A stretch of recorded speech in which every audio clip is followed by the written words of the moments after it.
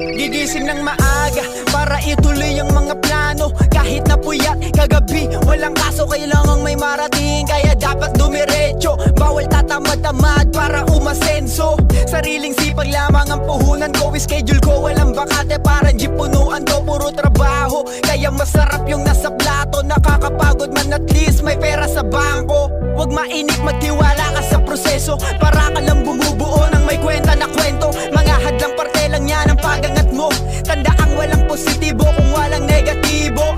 Kung mabigat buhay mo parang tigpipiso, gagaan din yan kapag dala mo na ay libo-libo. Di ka laging nasa ilalim, umiikot ang mundo. Mas masarap magpahinga pag may sariling titulo. Madalas pagod, pero tuloy-tuloy lang hanggang malimaliman. Pero hindi ko susubukan pahinga, minsan ko lang yan dalawin. Kasi yung kapaguran ang madalas kalabanin. Huminto, sa isip ko riyan sumagi. Kasi dami-daming oras na paraan sa sarili. Kahit na pagod, kahit na pagod, kahit na pagod, kahit na pagod. Ginto ang oras kaya di dapat sayangin. Kung hihinto walang bigas na sasaingin. Baliwala ang pagod di dinadaing. Doble ang kayod para sa mga hangarin. Kahit pa masunog ang balat sa araw, at pawis ang siyang pamatid sa uhaw.